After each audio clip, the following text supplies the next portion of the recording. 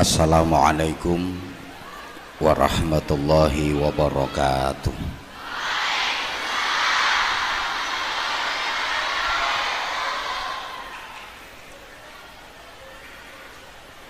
Bismillahirrahmanirrahim. Nahmaduka wa nashkuruka Allahumma Rabbana la tu'akhidna in nasina aw akhtana. Rabbana wa la tahmil alaina isran kama hamaltahu ala alladhina min qablina. Rabbana wa la tuhammilna ma la taqata lana bih. Wa'fu anna waghfir lana warhamna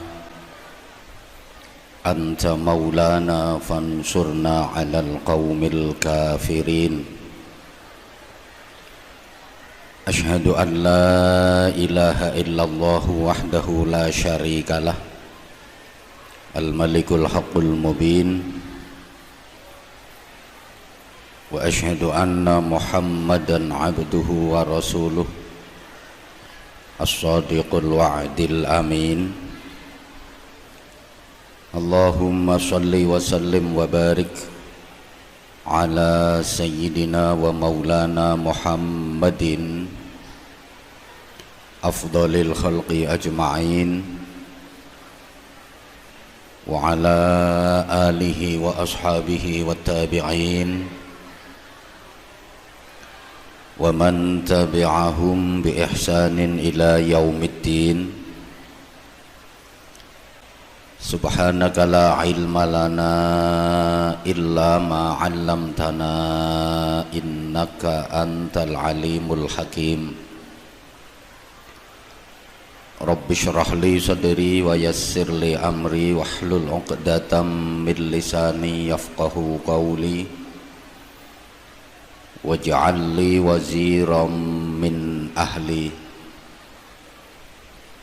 Rabbana iftah bainana wa baina qaumina bil haqqi wa anta khairul fatihin. Amma ba'd.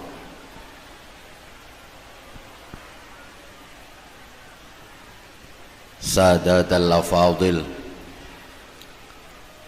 masyayikhana al-a'izza wa bimuqaddamihim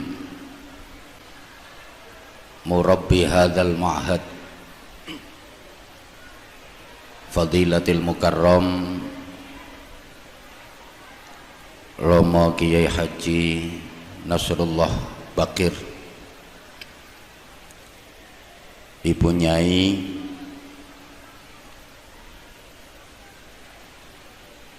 beserta keluarga dalem dan segenap Dewan Kepengasuhan Pondok Pesantren Tarbiyatut Thalabah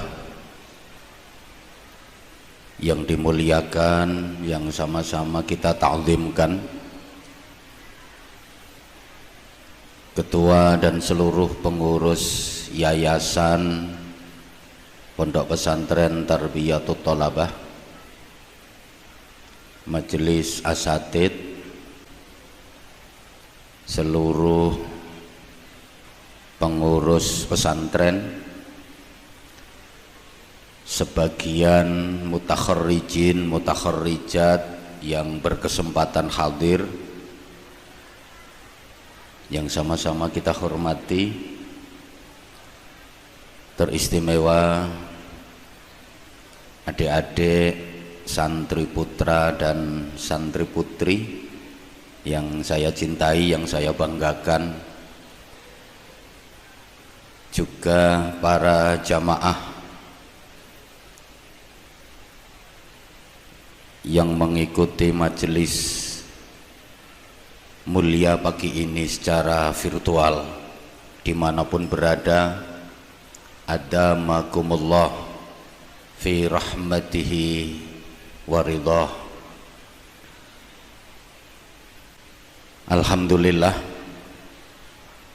hari ini kita diizinkan oleh Allah untuk mengikuti satu majelis yang sangat mulia dan insya Allah penuh barokah. Majelis Zikra Maulidir Rasul Muhammadin sallallahu alaihi wa alihi wasallam dirangkai dengan hormat haul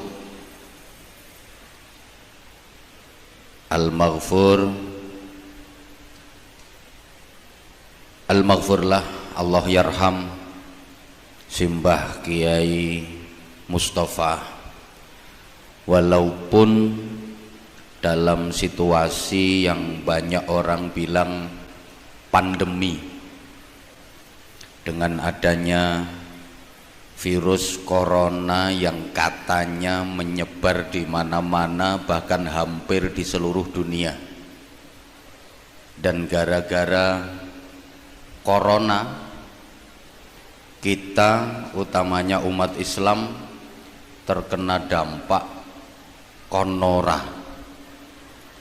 Jadi gara-gara corona kita konora silaturahim, konora salaman, konora ketemuan, konora kumpulan, konora nang masjid, konora sholat jamaah, konora pengajian, konora sekolah.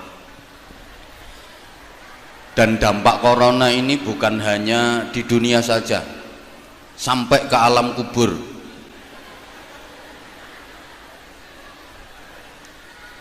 Jadi karena corona, tahlilan sepi, yasinan sepi, jadi penghuni alam kubur itu telat kiriman. Saya baru dapat chattingan dari sana, mereka semua pada lenger-lenger, sehingga omong-omongan sak kancane, "Lah apa cak kok susah?" "Ya apa telat kiriman."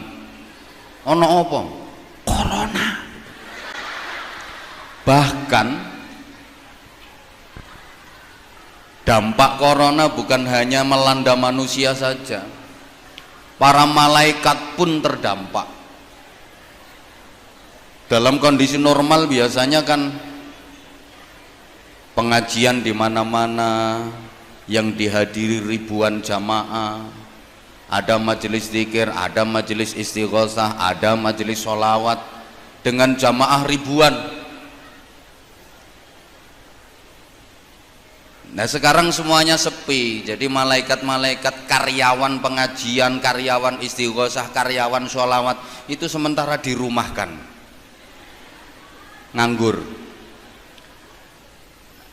Ironinya,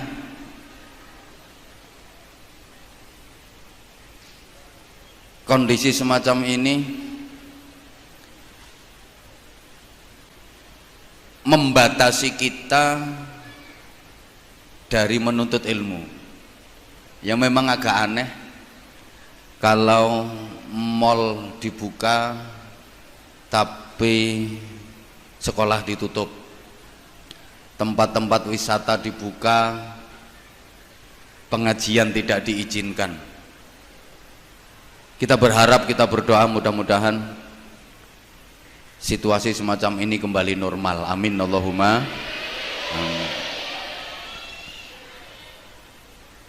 Para santri dan seluruh jamaah, hari ini kita menghormat kelahiran pemimpin agung kita Rasulullah Muhammad sallallahu alaihi wasallam, yang itu wajib hukumnya. Dalam sebuah hadis qudsi Allah berfirman, laulaka ya Muhammad ma khalaqtul aflaq. Andaikan bukan karena engkau wahai Muhammad, Aku tidak akan menciptakan jagat raya semesta. Jadi kalau bukan karena Muhammad, Allah tidak akan menciptakan dunia. Kalau bukan karena Muhammad, Allah tidak akan menciptakan surga. Allah tidak akan menciptakan neraka. Allah tidak akan menciptakan seluruh makhluknya, termasuk kita manusia. Jadi umpama gak mergo Kanjeng Nabi, kita manusia ini tidak diciptakan oleh Allah. Seluruh makhluk diciptakan oleh Allah itu karena baginda Muhammad sallallahu alaihi wasallam. Adik-adik santri sering ketika sholawat bil qiyam, ya habibi ya Muhammad ya arusal khafiqaini. Rasulullah itu disebut arusal khafiqaini, kemantene dunia akhirat, kemantene golongan loro jin menungso. Rasulullah itu kemanten.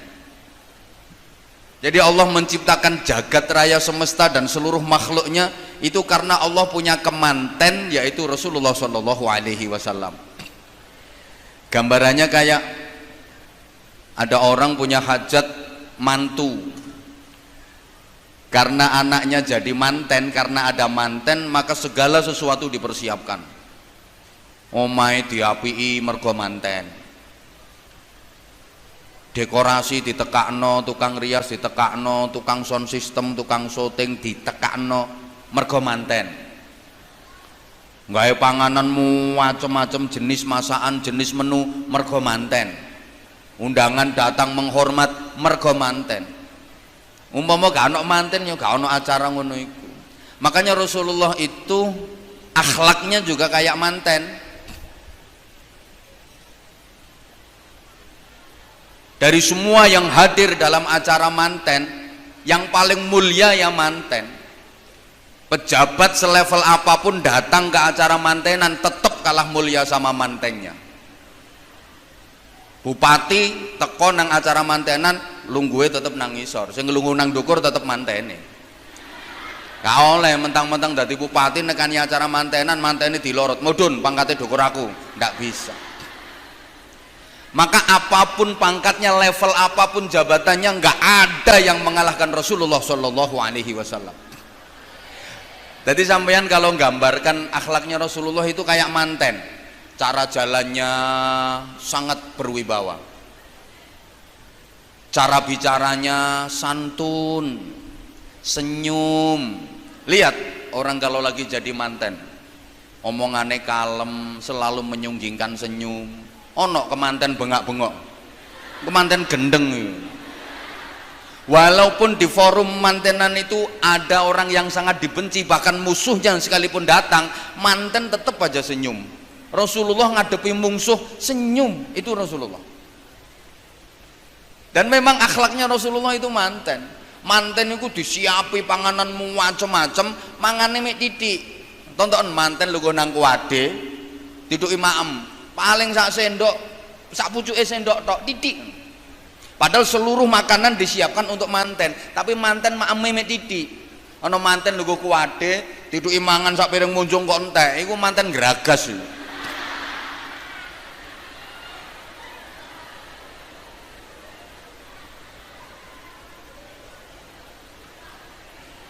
Jadi Rasulullah itu rela, aku yang menderita asal umatku bahagia. Biar aku yang sengsara asal umatku merasakan kemuliaan dan bahagia. Sepintas saja. Maka wajib hukumnya memperingati Maulid Nabi. Dan kalau menurut saya secara pribadi, peringatan Maulid Nabi itu nggak harus di bulan Rabiul Awal saja. Malah saya menyarankan kalau bisa peringatan Maulid Nabi itu diadakan setiap hari. Ya supaya penceramah-penceramahku laris.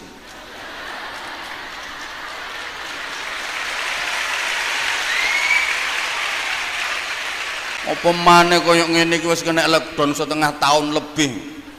Masya Allah. Allahumma sholli ala Muhammad.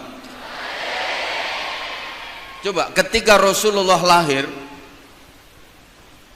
wa dhajjatil malaikatu tahlilan wa tamjidan wastighfar.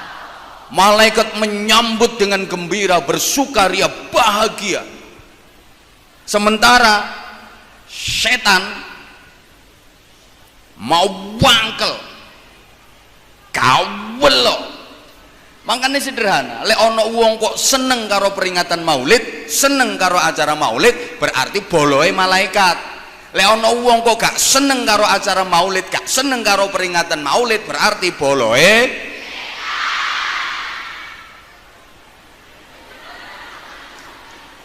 Masyhur sekali riwayatnya adik-adik, manusia yang paling terkutuk di jagat semesta ini, bahkan dilaknat Allah dan itu diabadikan dalam Al-Quran, adalah Abu Lahab. Abu Lahab itu menungso sing dipisui karo Gusti Allah. Tabbat yada abi lahabi watab, dan itu membacanya nggak boleh watab, harus mantap watab. Itu saking gregetnya Allah sama Abu Lahab. Di awal dipisui, tabbat. Tabat itu, waduh, aku gak pantas ngomong no. Pokoknya misuh lah.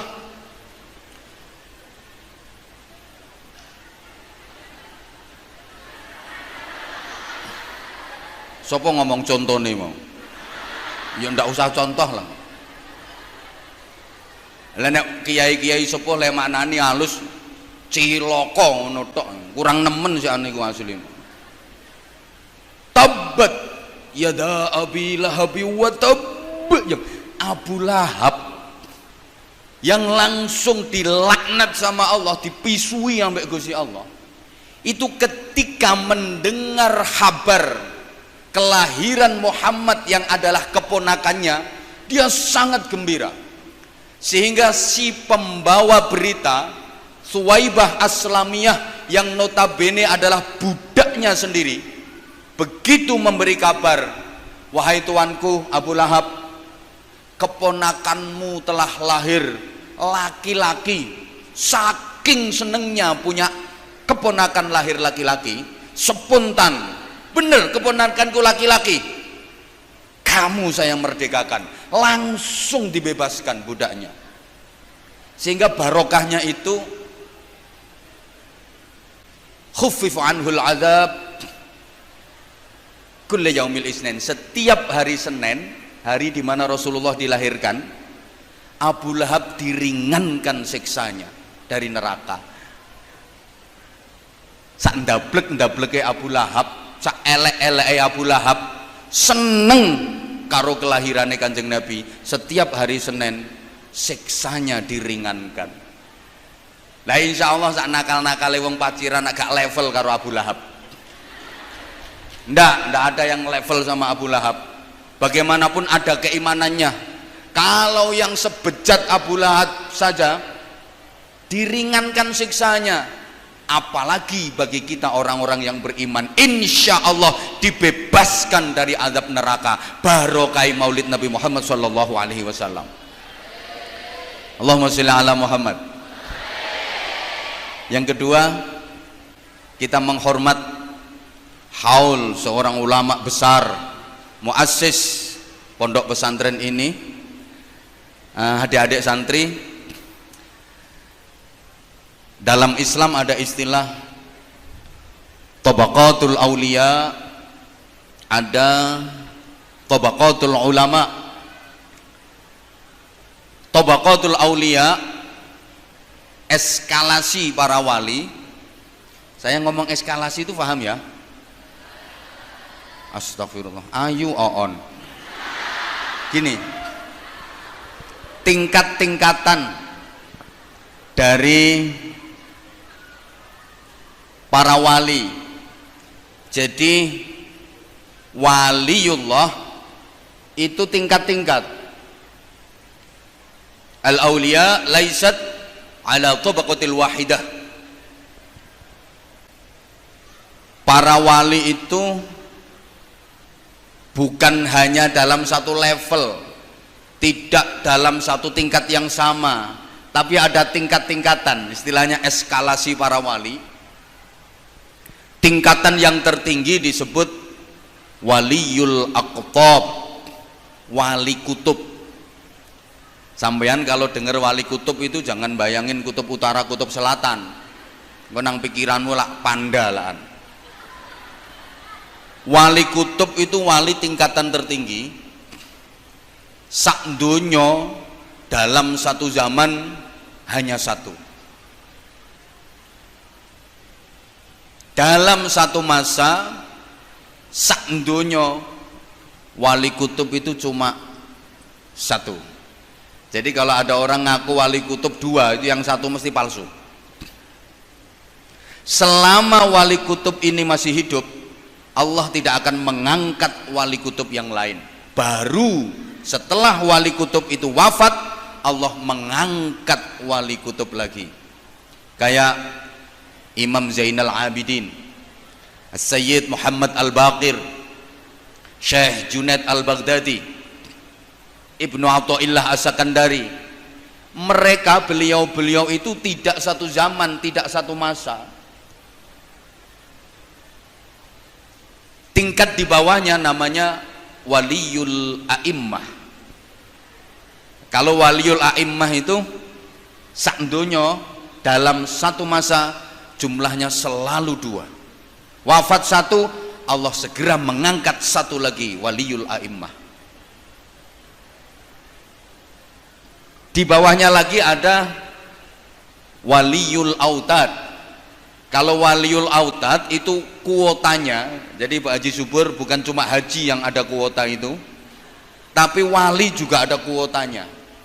Waliul autad itu dalam satu masa sak donya jumlahnya selalu 4. Kemudian di bawahnya ada waliyun nuqaba, jumlahnya selalu 7 dalam satu masa, sak donya jumlahnya 7. Di bawahnya lagi ada namanya waliyun nujaba, itu jumlahnya selalu 12. Kuotanya waliyun nujaba itu 12. Di bawah itu ada waliyul abdal yang jumlahnya selalu 40.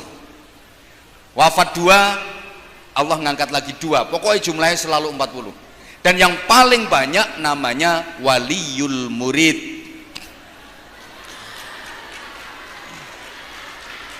Kalau waliyul murid ini tak terbatas. Dari mana eskalasi para wali itu diukur?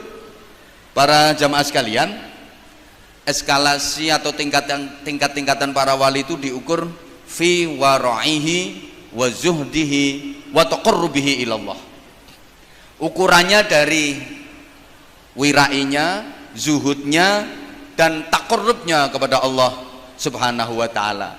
Lepas dari itu semua, ciri khas para wali itu satu, khasyatullah walam yakhsha illallah, takut kepada Allah.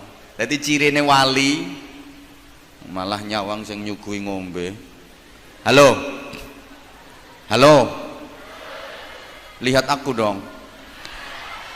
Cirine wali niku wedi nang Gusti, nyaut. Cirine waliullah niku wedi nang Gusti, itu waliullah. Kalau waliul murid wedine nang SPP sama uang gedung. Nah, di luar itu dalam tingkatan linier ada disebutkan annallaha akhfa awliya'ahu fima bainan nas. Ini yang kita harus sangat berhati-hati. Sesungguhnya Allah merahasiakan wali-wali kekasih-kekasihnya di kalangan manusia. Jadi ada wali-waliullah, kekasih-kekasih Allah sing ngancene disamarno ambek Gusti Allah, tidak diketokkan. Jadi tidak ketara. Ono wali-waline Gusti Allah sing ngancene disamarno di kalangan manusia. Makanya kita harus hati-hati sehingga kita tidak boleh merendahkan orang lain, kita tidak boleh memandang remeh sama orang lain. Satu, bisa jadi orang yang kita pandang rendah, bisa jadi orang yang kita remehkan di hadapan Allah jauh lebih baik daripada kita. Gak oleh ngremehne wong. Ya wis padha meneng. Atau bahkan kita nggak tahu, boleh jadi orang yang kita remehkan itu kekasihnya Allah. Allahumma sholli ala Muhammad. Sehingga Islam memberikan tuntunan, sudut pandang dalam agama, memandang orang lain siapapun dia, kita harus selalu menilai lebih baik daripada diri kita. Kita harus selalu memandang diri kita lebih jelek daripada siapapun. Ini namanya sikap tawadhu. Jangan pernah merasa diri kita lebih baik daripada orang lain. Jangan pernah memandang diri kita lebih baik daripada orang lain. Ini sikap pandangan dalam Islam. Kita kalau melihat orang yang lebih tua dari kita, kita harus selalu merasa kita lebih jelek. Itu orang udah sepuh, tentu ibadahnya jauh lebih banyak daripada saya, tentu amalnya lebih banyak daripada saya, tentu beliau pahalanya lebih banyak daripada saya, berarti beliau lebih baik daripada saya. Kalau kita melihat orang yang lebih muda, apalagi anak-anak, kita juga jangan pernah merasa lebih baik. Itu masih sangat muda, itu masih sangat kecil, dosanya masih sedikit, lebih banyak dosa saya. Ketika kita melihat orang yang pinter, orang yang alim melakukan kesalahan, itu orang melakukan kesalahan, tapi dia alim, dia pinter, ngerti carane tobat, dia akan segera nyusuli dengan amal kebaikan. Kalau kita melihat orang bodoh melakukan kesalahan, kita harus memandangnya, dia melakukan kesalahan dalam keadaan bodoh, ancene dia ini gak ngerti. Lah aku lho wis ngerti kok sik balak-balik salah. Understand? Allahumma sholli ala Muhammad. Udah, ringkas-ringkas saja. Yang kedua, kalau para wali itu ukurannya dari wirai, zuhudnya dan takorubnya kepada Allah, sedangkan tabaqatil ulama, eskalasi para ulama itu tidak diukur fi wara'ihi wa zudi wa taqarrubi ilallah, tapi diukur fi mautihi. Eskalasi para ulama itu diukur dari kematiannya. Makanya adik-adik dan seluruh jamaah, kalau kita membaca karya sebuah kitab, pasti nanti di situ akan dicantumkan pengarangnya siapa dan disebutkan al-mutawaffa, tahun wafatnya. Kayak contoh kitab Fathul Mu'in, itu pengarangnya Syekh Zainuddin Al-Malibari. Ini yang nggak tahu dikira Syekh Zainuddin Al-Malibari, pengarang Fathul Mu'in itu orang Jogja. Rumangsane Al-Malibari itu Malioboro, padahal Malibari itu India bagian barat. Itu nanti akan ditulis pengarangnya Syekh Zainuddin Al-Malibari Al-Mutawaffa, tahun wafatnya. Ibnu Hajar Al-Asqalani Al-Mutawaffa, Ibnu Hajar Al-Haytami Al-Mutawaffa, Jalaluddin As-Suyuti Al-Mutawaffa, pasti Jalaluddin Al-Mahalli Al-Mutawaffa. Yang disebut adalah tahun kematiannya. Jadi kalau ada kitab di situ kok dituliskan pengarang terus Al-Maulid, itu percetakannya ngawur namanya. Karena eskalasi para ulama itu memang diukur dari kematiannya. Mana ulama yang wafat lebih dulu itu dianggap lebih maju, lebih utama dan lebih keren. Makanya lah ono kiai kok ndonga njaluk dawa umur, tawil umrona, itu kiai gak patek keren. Pengumuman kiai umurnya aja dawa-dawa. Sering saya sampaikan di mana-mana sebagai gambaran. Ada dua tokoh besar ulama yang dua-duanya ini keluar dari pakem. Karena kalau ulama itu ada pakem, adik-adik. Jika beliau namanya Ahmad, itu menurut pakem mendapatkan alam lakob atau mendapatkan titel Syihabuddin. Jadi ulama yang namanya Ahmad siapapun itu titelnya Syihabuddin, selalu begitu pakemnya.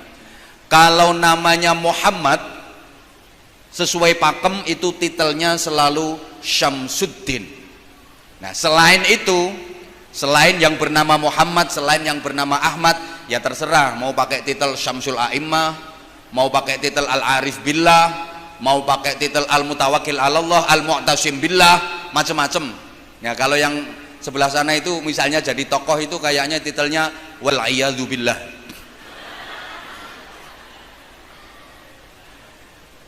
Dua ulama ini keluar dari pakem. Yang satu namanya Ahmad bin Husain bin Ahmad Al-Asfahani, pengarang kitab Ghayatul Ikhtisar atau yang terkenal dengan sebutan Takrib. Kitabnya tipis tapi luar biasa. Beliau namanya Ahmad tapi titelnya bukan Syihabuddin, beliau diberi titel Syihabul Millah. Satunya namanya Abu Hamid Muhammad bin Muhammad Al-Ghazali, beliau namanya Muhammad, harusnya kalau sesuai pakem titelnya Syamsuddin, tapi beliau titelnya Hujjatul Islam. Ketoke kok gak paten nyaut ya. Oh, nyaut. Oke. Dua ulama ini sama-sama hebat. Ini saya akan ceritakan eskalasinya ya. Imam Abi Syuja, pengarang Takrib, lahir tahun 1047 Hijriah. Beliau wafat tahun 1197 Hijriah. Jadi usianya 150 tahun. Panjang banget usianya. Halo. Sementara Imam Ghazali lahir di tahun 1060 Hijriah, wafatnya pada tahun 1111 Hijriah, dalam usia 51 tahun. Dua ulama ini menangi dalam satu zaman. Imam Abi Syuja lahir duluan tapi wafatnya belakangan. Karena usia beliau sampai 150 tahun, Imam Ghazali lahir belakangan, wafatnya duluan. Usianya cuma 51 tahun.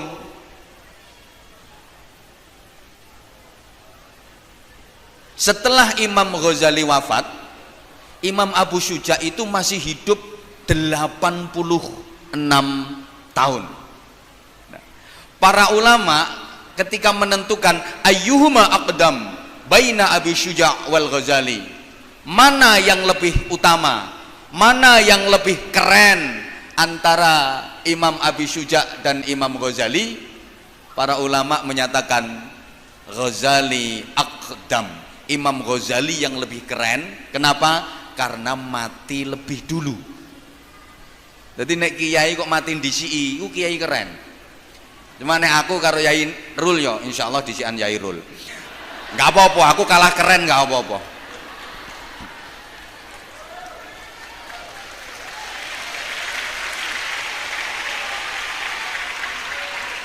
Dua-duanya sama-sama hebat. Kalau dari sisi karya keilmuan, Imam Ghazali menang. Kitab karya Imam Ghazali itu luar biasa. Sampai nggak ada ulama yang bisa menandingi Imam Ghazali ketika meringkes kitab karangannya Imam Haramain. Imam Haramain itu punya kitab yang misalnya ditumpuk itu dari sini sampai tembus plafon situ. Saking tebelnya kitabnya. Itu diringkes sama Imam Ghazali jadi 3 kitab, Al-Wajiz, Al-Wasid, dan Al-Basid. Wis gak ngerti ya wis pokoknya mantuk-mantuk ngono. Tapi kalau dari segi riyadhah menang Imam Abu Syuja. Dua-duanya sama-sama hebat. Yang satu berasal dari Khurasan, yang satu berasal dari Asfahan. Imam Ghazali berasal dari Khurasan. Khurasan itu tempat keluarnya Dajjal. Jadi nanti Dajjal itu keluarnya dari Khurasan. Sedangkan Asfahan itu adalah tempat pengayaan uranium nuklir, kota terbesar kedua di Iran setelah ibu kota Teheran. Itu adalah Asfahan, tempat pengayaan uranium nuklir yang paling ditakuti sama Amerika. Jadi sampai sekarang satelit pengintai keamanannya Amerika itu terus dihadapkan ke Asfahan, takut diserang nuklirnya Asfahan. Iran yang sumbernya di Asfahan. Amerika yang katanya negara hebat, superpower, ternyata takut sama nuklir, kalah karo wong Lamongan, nuklir dimplok dadi bakso.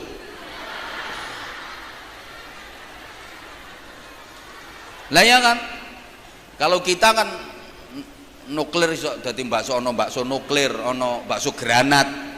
Orang Indonesia itu ternyata hebat. Yang lain gulanya gula biasa, kalau kita gulanya pasir, gulanya batu. Malah mbak-mbak walaupun ayu-ayu koyok ngono ternyata sering ngeletisi kuping gajah. Pokoknya top orang Indonesia itu. Molen ae dimplok kok.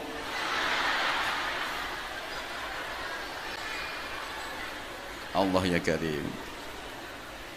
Oke, kita lanjut. Karena acara kayak gini sekarang nggak boleh lama-lama, jadi masih ada waktu 10 menit lagi.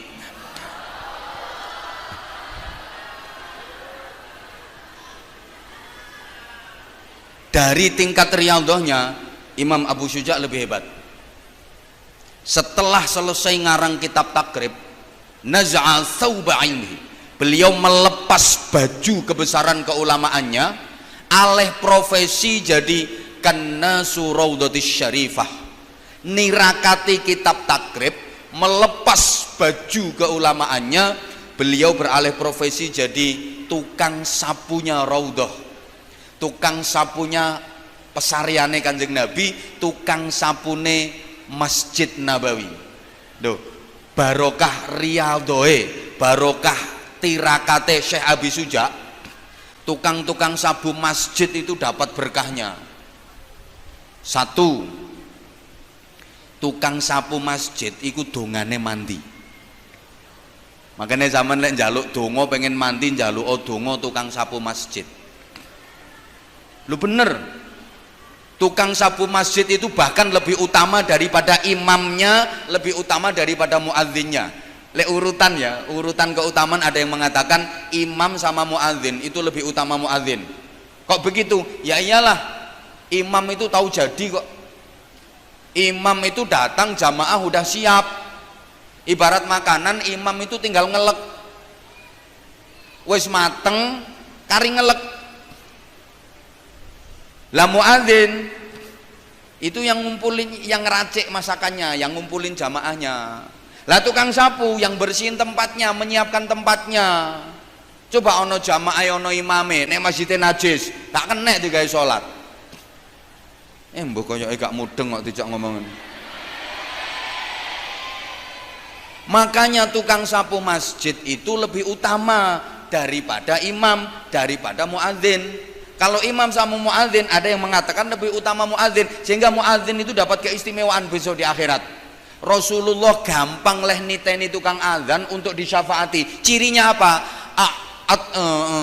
Atwaluhum a'naqan yaumal qiyamah. Jadi tukang-tukang azan itu besok pada hari kiamat lehernya panjang-panjang. Loh, sampean ojo bayangno koyo jerapah lah anu ojo ngono. Leher panjang tapi bagus. Jadi Kanjeng Nabi leh atenya faati ku gampang. Wahai ke umatku tukang adzan, tukang adzan, tukang adzan, tukang adzan, langsung dipanggili. Dilihat dari mana? Lehernya panjang-panjang.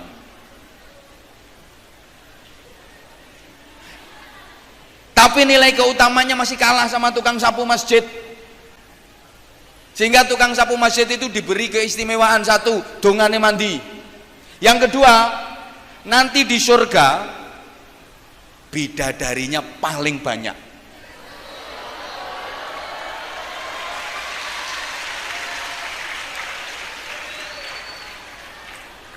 Soalnya wonten dawuh mahrul hur kansul masajid. Maharnya bidadari iku nyaponi masjid. Jadi tukang-tukang sapu masjid itu widodaranya paling wakeh menenang swarga. Iki meneh guru-guru ki alih profesi dadi tukang sapu masjid iki.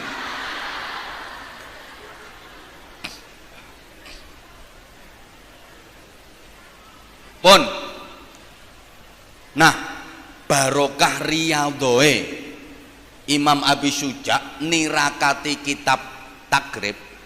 Mangkane pondok pesantren manapun atik gak nok ngaji takribe mesti gak barokah. Dan tidak ada pondok pesantren salaf yang berani meninggalkan pengajian kitab takrib. Kitab Imam Ghazali yang sangat fenomenal itu Ihya Ulumuddin itu banyak dirubah-rubah oleh generasi sesudahnya.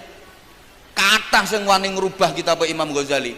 Tapi kitab Imam Abu Syuja, kitab takrib gak ono wong sing wani ngerubah.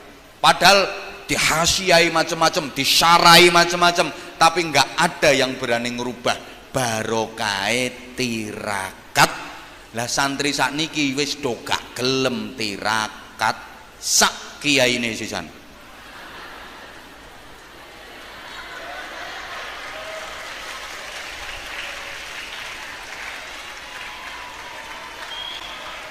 Salah satu keunggulan pondok pesantren dibanding lembaga-lembaga lain itu ada nilai yang namanya barokah. Allahumma sholli ala Muhammad. Dan tempat pengkaderan para ulama itu ya di pondok pesantren, bukan di tempat yang lain.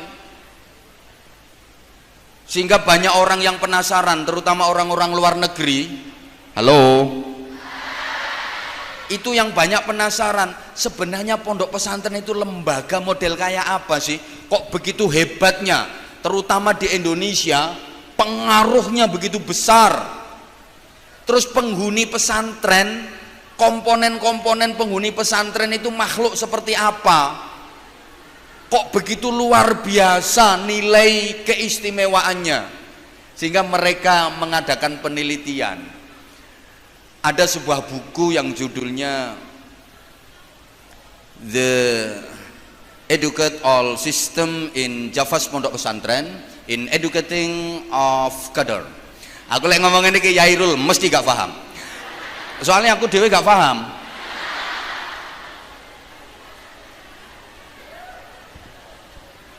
Mereka mengadakan penelitian, akhirnya mereka itu terheran-heran begitu tahu kondisi pondok pesantren. Wong santrine yo ngono modele, tonton jembure-jembure ngono.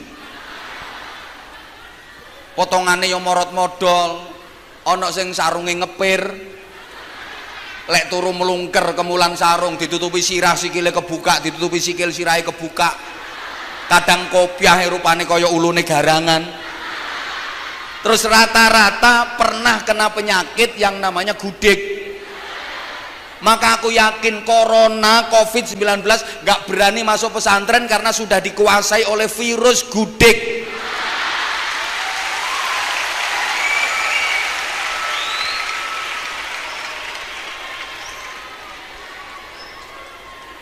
Santri-santri nggak usah wedi corona. Yakin kita punya imun yang kuat melalui zikir. 80% imun tubuh manusia itu didapat melalui kekuatan spiritual, namanya zikir. Pondok pesantren gone zikir apa maneh tarbiyatut thalabah, setiap saat zikir dan zikir. Insya Allah corona covid gak katene mlebu nang pondok, yakin.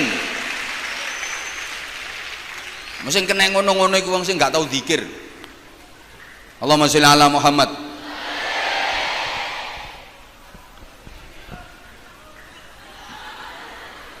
Pondok yang kondisinya kayak gitu, tapi sekarang pengaruhnya di Indonesia luar biasa.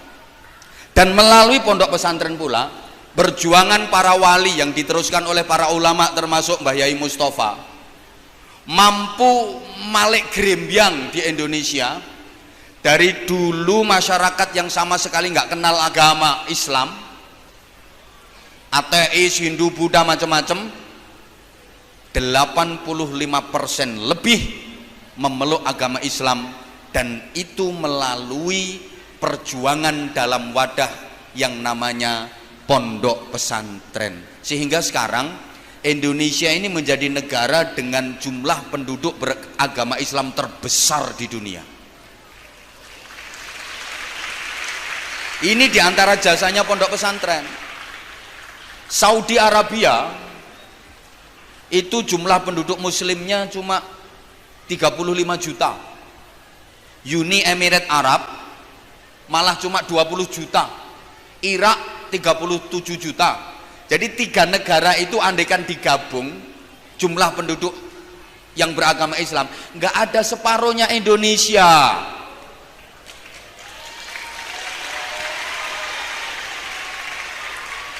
Belum lagi jasanya untuk negeri ini. Coba dalam sejarah lihat adik-adik, siapa yang membentuk TNI? Siapa yang membentuk tentara? Jenderal Sudirman. Beliau itu adalah kepala madrasah diniyah, pengurus pondok. Makanya TNI wajib mendukung pondok pesantren, karena cikal bakal TNI adalah dari pondok pesantren.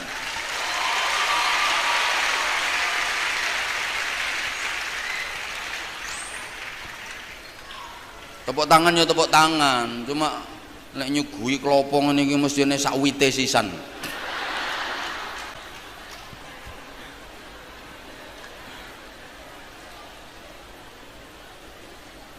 Allahumma sholli ala Muhammad. Rintisan itu sesungguhnya adik-adik sudah dimulai dari Rasulullah Muhammad sallallahu alaihi wasallam. Coba adik-adik baca sejarah.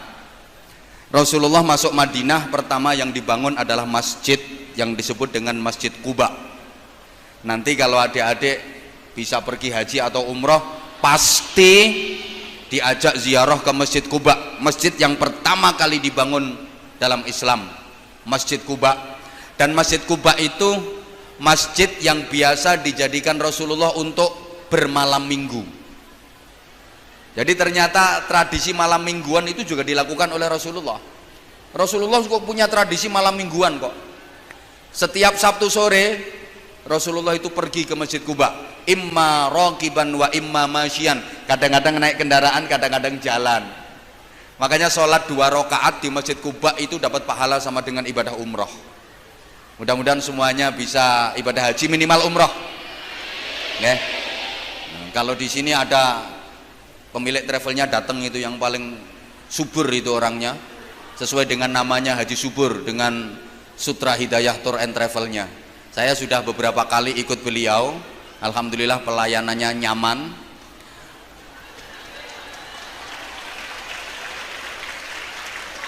Kemarin kiai kita, Kiai Rul juga ikut beliau, membayar enggak roh aku.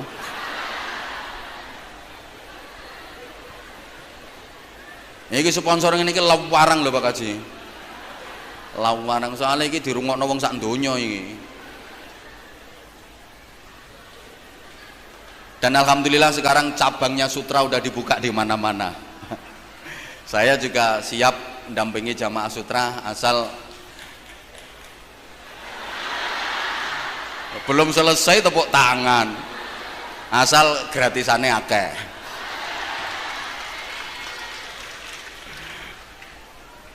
Masuk ke kota, Rasulullah membangun Masjid Nabawi. Selesai membangun 2 masjid ini adik-adik, Rasulullah tidak mengeluarkan doa istimewa. Coba baca dalam sejarah, tidak ada doa istimewa dari Rasulullah. Rasulullah baru mengeluarkan doa istimewa setelah menentukan raudhah, lokasi yang kurang lebih ukuran 12 kali 16 meter, dengan sabda beliau, ma baina baiti wa mimbari raudhatun min riyadil jannah. Tempat antara rumahku sampai dengan mimbarku adalah raudhah, taman di antara taman-taman surga. Selesai menentukan raudhah itu, Rasulullah mengeluarkan doa istimewa yang itu diamini oleh Mu'adz bin Jabal, diamini oleh Abu Bakar Siddiq, Umar ibn al-Khattab, Utsman ibn Affan, Ali ibn Abi Thalib dan sahabat-sahabat mulia yang lain. Apa doa Rasulullah? Allahumma ij'al bil Madinah di'fai ma ja'alta bi Makkah minal barakah. Ya Allah, jadikanlah kota Madinah ini barokahnya 2 kali lipat dibanding Makkah. Oleh karena itu, meskipun Makkah itu ada Ka'bahnya, tapi nilai barokahnya lebih besar Madinah. Kenapa? Sebab Makkah itu simbol ibadah, sedangkan Madinah simbol ilmu pengetahuan. Ibadah sama ilmu lebih utama mana? Halo? Lebih utama ilmu. Karena ilmu tanpa ibadah tetap ada, sedangkan ibadah tanpa ilmu nggak akan diterima. Al ilmu bila amalin yakun, wal amalu bidunil ilmi la yakun. Ilmu tanpa amal tetap ada, tapi amal tanpa ilmu nggak akan diterima. Understand?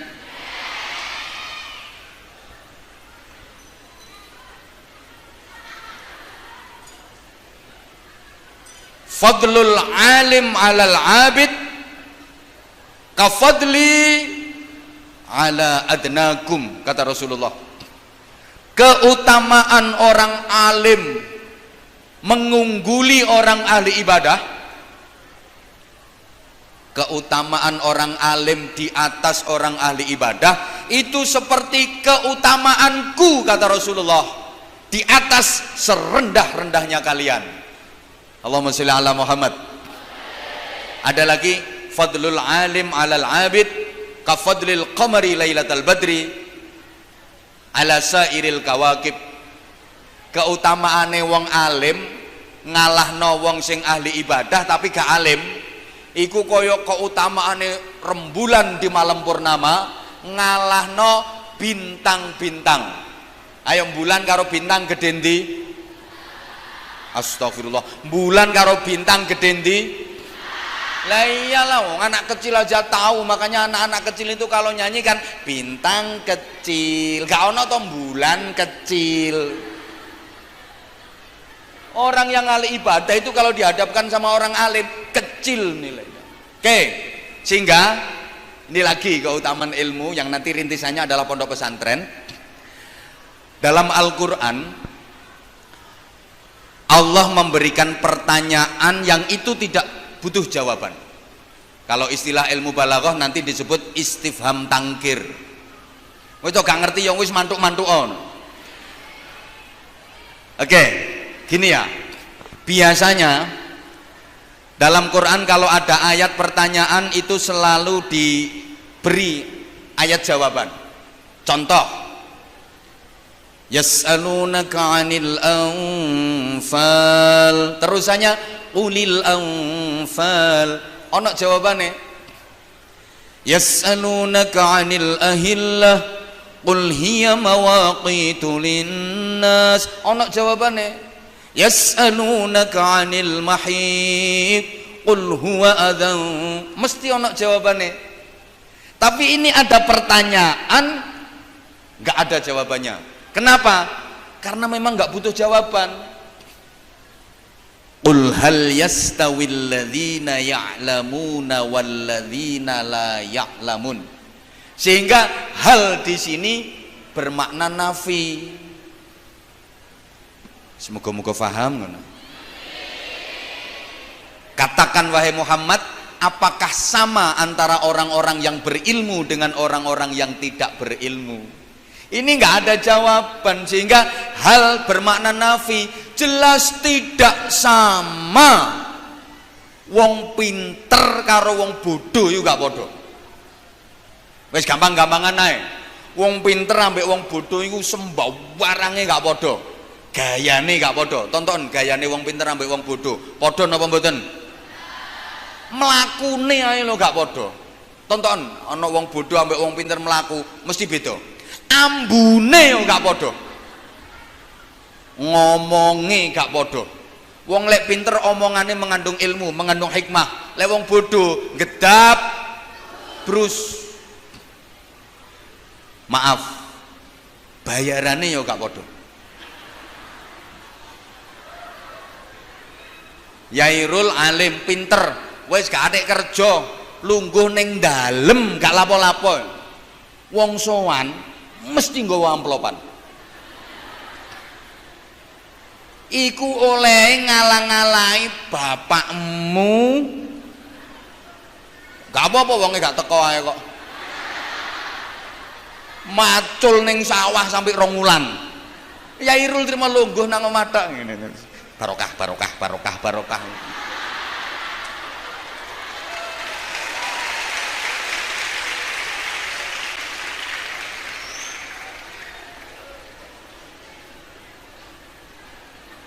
Aku umpama wong pinter ngomong sak jam punjul titik wis ketok hasilnya. Mbah iki kok oleh piro ya gak ero sih an. Ayo bak ana wong bodoh kok ngomong 2 jam. Enggak oleh bayaran malah kadang-kadang diantemi wong kok. Turune gak podo. Naumul alim khairun min ibadatil jahil. Sampai kaya ngono.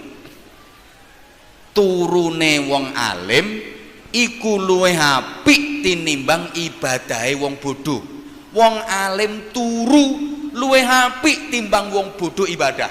Ngapunten Yai, ini kita ancepno nang gone santri-santriku. Sehingga gak ono santriku sing wani gugah nek aku turu.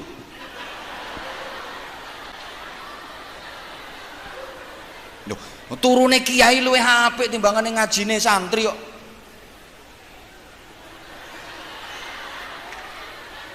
Ning kene ya kudu dincepno iki, gak kurang ajar arek-arek. Ngono kiai sare diobraki. Ibadahnya nggak sama. Ayatun min alim ahabbu ilayya min juz'in wahid minal jahil. Yairul maca sak ayat, wong goblok maca sak juz. Iku karo Kanjeng Nabi luwih disenengi Yairul maca sak ayat. Wong alim maca sak ayat, ya Yairul misale maca Bismillahirrahmanirrahim Nun sak ayat. Karo dirimu maca sak juz iku ganjarane akehan Yairul Nun.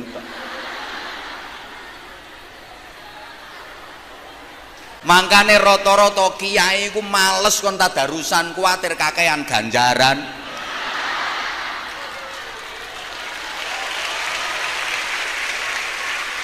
Ono kiai kok sregep tadarusan, sregep khataman Quran, kiai gak pati pede.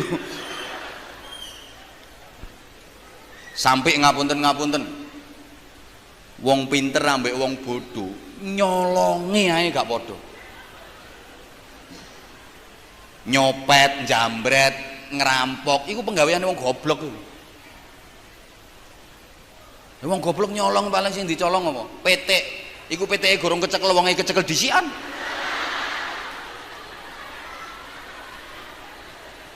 Mangkane lek adek nyopet, nyolong, jambret, ngerampok penggaweane wong goblok oleh paling piro 10 juta 20 juta. Lek wong pinter nyolonge gawe pulpen srit oleh miliaran bahkan triliunan. Lu ngono iku nang dindi lo dipanggil yang terhormat padahal maling lo dipanggil yang terhormat mergo pinter. Makanya sama lek kate nyolong pinter dhisik. Lek sik goblok-goblok ngene iki aja atik nyolong. Rugi. Diterusno mboten niki? Ya Allah. Kula niku sajane emang wis kangen suasana pengajian bil muwajahah kaya ngene iki wis kangen banget. Kangen. Masya Allah. Ya pemerintah harusnya lebih bijak lah. Kenapa kemarin demo diizinkan, pengajian kok gak diizinkan? Ini kan lucu tuh ya. Tepuk tangan toh.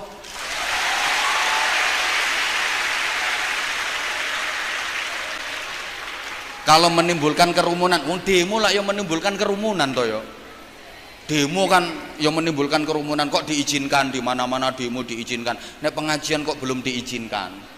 Ayo misalnya alasannya demo kan dijaga sama polisi, ya pengajian jogoan lah. Malah pengajian itu yang membina mental masyarakat, dandani akhlaknya masyarakat, nambahi barokah. Demo nek gak ketepaan sing anarkis ngono ki malah ngerusak sembarang barang, ngerusak fasilitas, yang ngerusak aturan kadang-kadang. Nek gak tepak, nek aturan yo gak apa-apa. Wes. Nah, terus lagi diterusno. Oke. Kenapa tempat antara dalemnya Rasulullah sampai mimbarnya Rasulullah disebut Raudhatul Jannah, taman surga? Ternyata karena di situ Rasulullah mendirikan pondok pesantren. Maka semua pondok pesantren di permukaan bumi ini insya Allah besok di akhirat akan diangkat ke surga oleh Allah Subhanahu wa ta'ala, termasuk tarbiyatut thalabah. Lho, santri ini Kanjeng Nabi niku kata, dan dari berbagai wilayah, berbagai daerah, bahkan banyak dari luar negeri, dari jauh-jauh. Ada santri ini Kanjeng Nabi mondok pesantren ini Kanjeng Nabi, namanya Salman Al Farisi, toko Persia, toko Iran, mondok ning Medina. Ada namanya Suhaib Ar-Rumi, orang Jerman, mondok ning gone Kanjeng Nabi. Ada Bilal bin Rabah, itu orang Afrika, mondok ning gone Kanjeng Nabi. Maka niki dadi ukuran ya. Kiai disebut kiai serius, kiai temen, iku lek santrine teko adoh-adoh. Iku kiai temen. Kiai Rul insyaallah ya kiai temen. Kari nerusno sapa gak iso. Sing hebat yo mbae. Kari nerusno.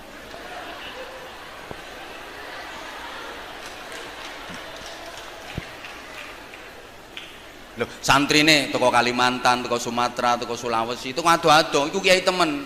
Lah nek duwe santri sik ngutek sak kampung yo sik rodok kiai ngono. Makane ya aja mlete-mlete dhisik. Duwe santri 14 yang melawete. Nang tinting nggo tasbih sak kepel-kepel. Rambutnya diubel-ubel gombal kaya nyunggi bane prauto. Oke. Nah, garwane Kanjeng Nabi yang diajak ngasuh pesantren itu adalah Sayyidatuna Aisyah radhiyallahu taala anha. Sampai Kanjeng Nabi ku dawuh ngene, inna habban nisa ilayya Aisyah wa inna habbar rijal ilayya abuha. Wong wedok sak donya sing paling tak cintai Aisyah. Wong lanang sing paling tak cintai bapakne Aisyah, Abu Bakar Siddiq. Allahumma sholli ala Muhammad.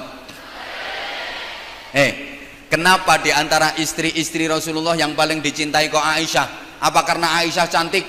Memang Aisyah sangat cantik, tapi bukan karena itu Rasulullah paling mencintainya. Bukan. Kalau soal kecantikan, menurut riwayat, Sayyidah Aisyah itu masih kalah cantik sama Sayyidah Sofiyah. Jadi garwane Kanjeng Nabi yang paling cantik parasnya itu Sayyidah Sofiyah.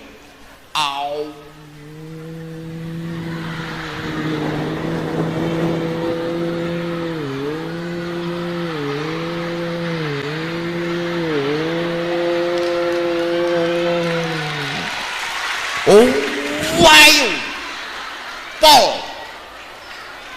umpama cara nduk kene kaya endi ya? Coba tak gelekane. Ayuwe kaya endi ya? Sik.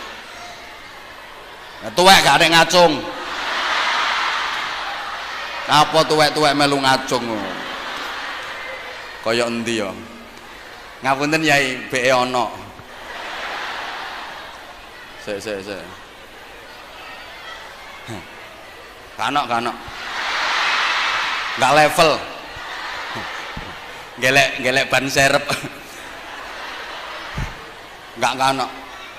Saking ayune Sayyidah Sofiyah itu sampai dadi gambarane wong Arab. Penyair Arab waktu itu mengatakan perempuan dikatakan cantik itu kalau udah seperti Sofiyah. jamilatun min ba'id malihatun min qarib atwaluhunna idza qamat wa a'dhamuhunna idza qa'adat. Saking ayune Sofiyah, dari jauh kelihatan cantik, dari dekat kelihatan manis, ketika berdiri nampak tinggi, ketika duduk ngebeki kursi.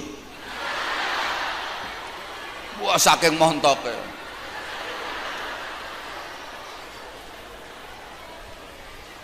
Tapi yang paling dicintai Sayyidah Aisyah, yang paling gondoan Sayyidah Aisyah. Garwane Kanjeng Nabi yang paling purian, paling suka ngambek, paling suka gondok Sayyidah Aisyah. Gondoan tapi paling dicintai karo Kanjeng Nabi.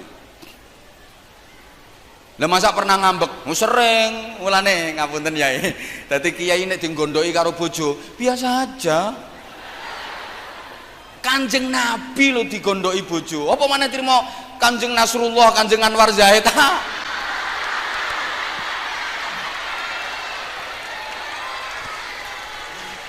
Makane aku nek digondhoki karo bojoku ya biasa aja. Wong Kanjeng Nabi digondhoki apa maneh trimo Kanjeng Anwar Zahid. Coba habis mimpin rapat perang Tabuk. Rasulullah pulang agak terlambat. Wayah gilirannya Sayyidah Aisyah. Cara saiki ya terlambat setengah jam lah. Lah Sayyidah Aisyah udah persiapan nyambut kedatangan Rasulullah. Wis macak wayu, wis make upan. Enggak teko-teko sih. Biasa wong ngenteni iku kan diluk krasa suwe. Begitu Rasulullah datang, Assalamualaikum, enggak dijawab, buka pintu langsung disyuting. Anta iddaita annaka nabiyyun. Sampeyan inikah yang katanya nabi? Nabi kok telat. Lu Kanjeng Nabi disuting ngono iku marah. Enggak, fa azhara ibtisaman latifan. Rasulullah menampakkan senyum yang sangat lembut. Jadi wong lanang iku kudu ngono. Atik wong wedok kata. Sampeyan iku dadi wong lanang gak tepak, njaluk menangi dhewe, masale gak enak ngamuk, lawuh gak enak gak gelem, tapi belanjani yo gak temen. Ngono iku wong lanang.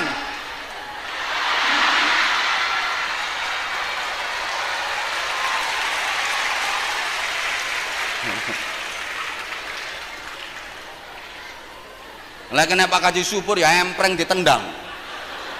Ndak oleh. Kenapa Sayyidah Aisyah paling dicintai? Karena Sayyidah Aisyah yang diajak ngasuh pesantren sama Rasulullah dari segi keilmuannya. Mulane di antara garwane Kanjeng Nabi yang paling banyak meriwayatkan hadis adalah Sayyidah Aisyah. Jadi statusnya di samping istri, beliau juga membantu Rasulullah ngajar santri. Allahumma sholli ala Muhammad. Dan maaf ya, ini sekedar cerita dikit ngapunten Yai. Sayyidah Aisyah itu nggak tahu cocok karo putrine Kanjeng Nabi sing namine Sayyidah Fatimah Al-Batul. Gak tahu cocok. Soalnya Sayyidah Aisyah itu lek nyawang Sayyidah Fatimah itu ketok ibune. Ketok Sayyidah Khadijah. Ya cemburunya itu selalu muncul. Ini manusiawi. Allahumma sholli ala Muhammad. Mosok ya. Sayyidah Aisyah itu kalau manggil Sayyidah Fatimah, ya benatat sayyib, hei anak rondo. Pernah satu ketika Sayyidah Fatimah dipanggil kayak gitu, nangis madul neng Kanjeng Nabi. Apa ana pondo Bu Aisyah niku lho bah jahat. Lah pondo mosok kula diceluk he anake rondo. Lho ngono iku karo Kanjeng Nabi gak dihibur. Sabar ya Nduk, sabar, sampean sing sabar. Enggak, malah diwurui carane mbantah. Lha iki lho, kiai kudu iso ngene iki. Malah diulangi karo Kanjeng Nabi. Wis ngene Nduk ya. Sok meneh-meneh maneh lek sampeyan dikonokno ngono, lek adik sampean dilokno, he anake rondo, jawaben ngene. Nggih, leres. Ibu kula dinikah Rasulullah ancene wis rondo. Tapi Rasulullah nalika nikah kalih ibu kula, Rasulullah tasik Joko. Ana rondo kok dirabi Joko iki gak rondo kempling gak ngira. Lah sampeyan bener isek perawan dinikah karo Rasulullah, tapi Rasulullah nikah karo sampean kan wis duda wek.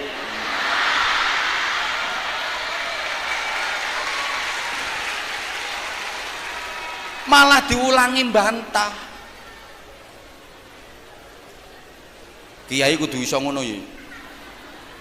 Dan ketidakcocokan itu ngapunten berlangsung sampai Sayyidah Fatimah sedo. Ketika Sayyidah Fatimah wafat, kan Sayyidah Fatimah itu keluarganya Kanjeng Nabi sing wafat pertama kali nyusul Kanjeng Nabi sebelum yang lain. 6 bulan sesudah wafatnya Rasulullah, Sayyidah Fatimah wafat. Allahumma sholli ala Muhammad. Nalika Sayyidah Fatimah wafat, semua istri Rasulullah yang masih hidup takziah kecuali Sayyidah Aisyah. Mboten derek takziah. Diprotes oleh sahabat Bilal. Wahai Bunda Aisyah, Sayyidah Fatimah wafat, yang lain pada takziah, jenengan kok enggak takziah sendiri? Apa jawaban beliau? Iki pelajaran nih, pelajaran. Artinya pelajaran, lek kadung rukun nih gak koyok rukune keluarga pondok. Tapi lek kadung benturan dahsyate gak koyok benturane keluarga pondok. Muga-muga pondok ini kita tetap rukun sampai anak putu. Lho nggih, rukun nih gak koyok rukune pondok. Tapi benturan yo gak koyok benturane pondok. Pondok ini sadek benturan, medeni wong. Sing kerah kiai padha kiai kok. Nek kerahe palikmu nih gak berefek, gak berdampak apa-apa. Allahumma sholli ala Muhammad. Nah, diprotes kalau sahabat Bilal, nopo jenengan kok mboten takziah? Jawabannya ngene ya Bilal. Sayange Kanjeng Nabi nang aku, iki padha ambek sayange Kanjeng Nabi nang Fatimah.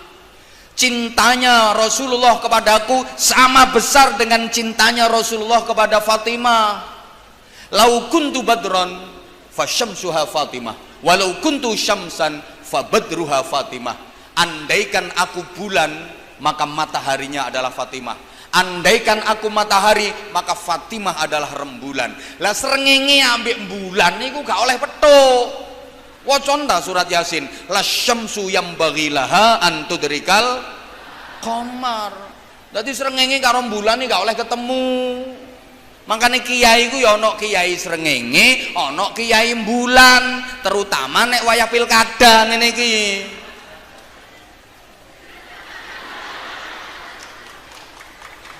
Ya gak karah ketemu, angger pilkadane gorong mari. Bulan karo srengenge gak mungkin iso kumpul.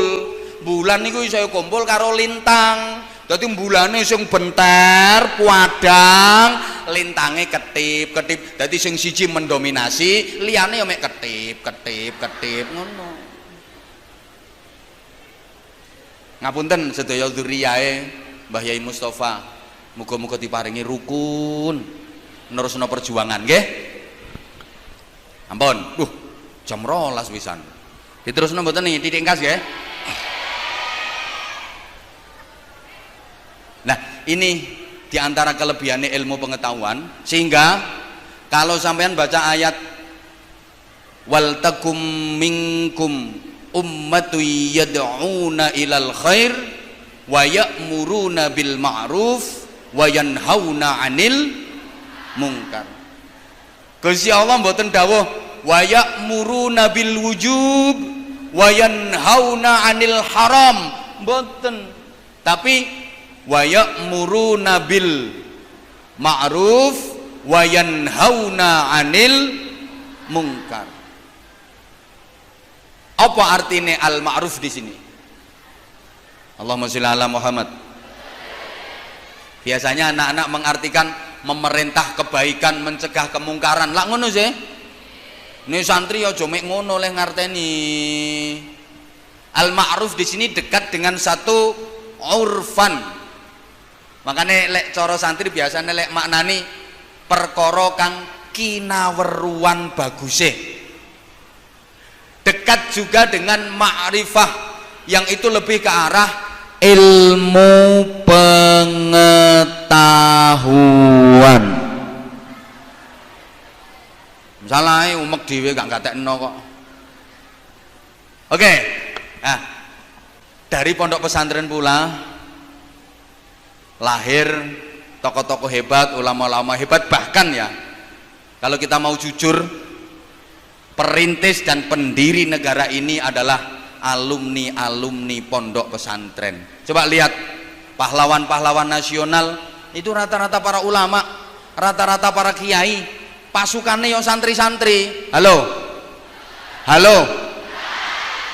ada Pangeran Diponegoro, beliau namanya aslinya Abdurrahman, beliau hafidhul Quran, kiai besar dengan jumlah santri banyak, dan bahkan roto-roto pendiri-pendiri pondok pesantren itu mantan anggota laskare, anggota pasukannya Pangeran Diponegoro.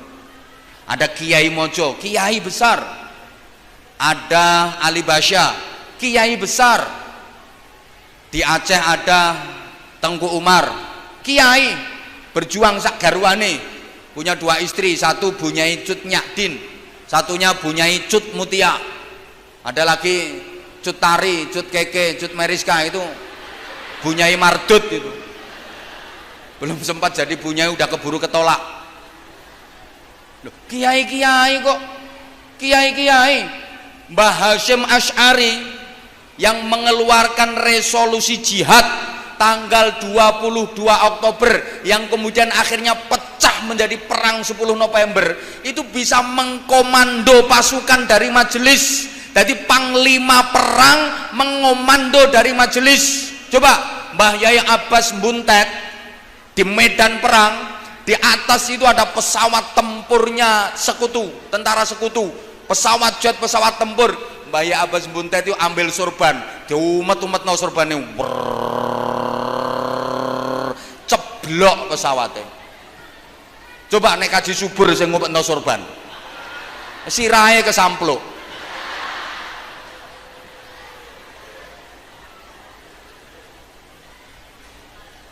Maka sesungguhnya para ulama, para kiai dengan santrinya adalah pemilik kemerdekaan, pemilik negeri ini yang punya kewajiban untuk selalu menjaga keutuhan negara kesatuan Republik Indonesia. Keheranan dari orang asing lagi itu ya, Indonesia yang terdiri dari ribuan pulau, suku, adat istiadat, tradisi, budaya. Kita tahu Indonesia ini terdiri dari 17.504 pulau. Belum lagi sukunya ada 714 suku. Bahasa daerah ada lali aku. 111 atau berapa? 1000, pokoknya akeh lah. Lali kok. Tapi kok bisa bersatu, utuh, minim konflik? Itu berdasarkan penelitian. Mergo Indonesia itu sek ketunggon ulama, ketunggon kiai dengan wadah yang namanya pondok pesantren. Coba dulu siapa yang pertama kali mau menerima Pancasila sebagai falsafah negara, Pancasila sebagai asas tunggal negara ini? Apakah ormas-ormas yang mengatasnamakan dirinya ormas modern? Enggak. Apakah ormas-ormas yang katanya maju modern? Enggak. Yang pertama kali menerima Pancasila sebagai asas tunggal adalah kaum sarungan, kaum santri, pondok pesantren.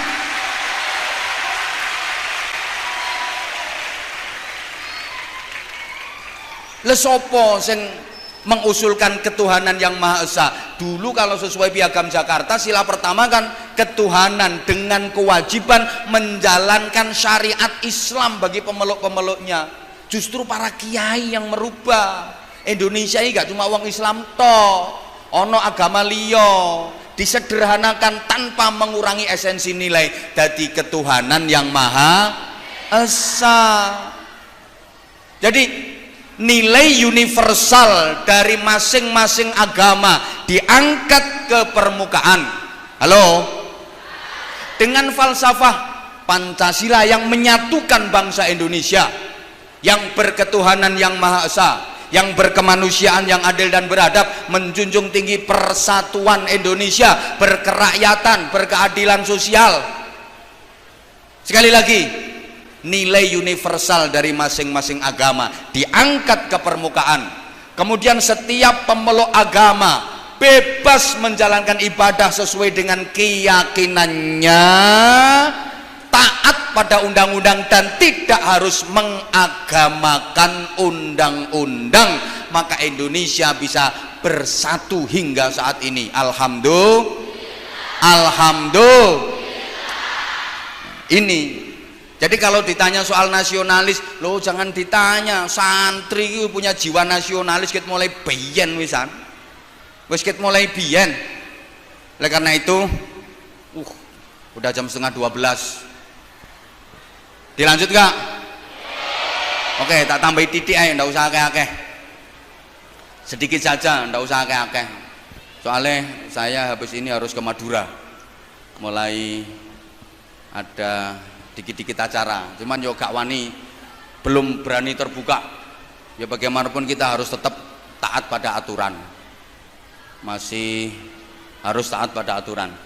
Nah, jamaah sekalian, pada poinnya warisan pondok pesantren dari para ulama ini mudah-mudahan ke depan mampu melahirkan tokoh-tokoh yang solih-solihah, tokoh-tokoh yang selalu membawa perbaikan untuk agama, bangsa dan negara kesatuan Republik Indonesia. Terlebih Tarbiyatut Thalabah, pesantren yang kualitasnya insya Allah sudah diakui dan melahirkan banyak alumni-alumni yang sudah memperjuangkan agama di berbagai daerah. Mudah-mudahan pengasuhnya, seluruh pengurus yayasannya, asatid-asatidnya diberikan kekuatan zahiran wa batinan, diberikan kesabaran, diberikan keikhlasan untuk terus memperjuangkan agama Allah ila yaumil qiyamah. Amin Allahumma amin Allahumma amin. Muga-muga kabeh santri-santri ini oleh barokah.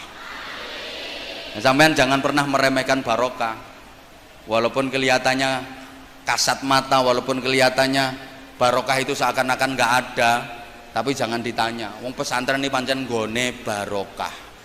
Saya pernah mikir, opo yo santriku kok oleh barokah, padahal santri itu makhluk aneh. Santri itu padahal punya kebiasaan yang sulit ditinggalkan. Karena sulit ditinggalkan, akhirnya sekalian dirangkul jadi budaya. Namanya nggasap. Masa ono kiai ini mulang nenggone masjid pas nerangno bab tahrimul ghasab. Al ghasabu utawi ghasab iku minal kabairi. Tetep setengah sangking jumlahe pira-pira dosa gede. Dadi para santri nggasap iku ya dosa gede. Nggih. Habis ngajar kiyaine mudhun sandale ilang. Lho ngono ku santri sing nggasap sandale kiai mulih iso dadi juragan sandal. Subhanallah. Barokah pancene. Pancene nggone barokah sesuatu yang piye kadang-kadang enggak nalar.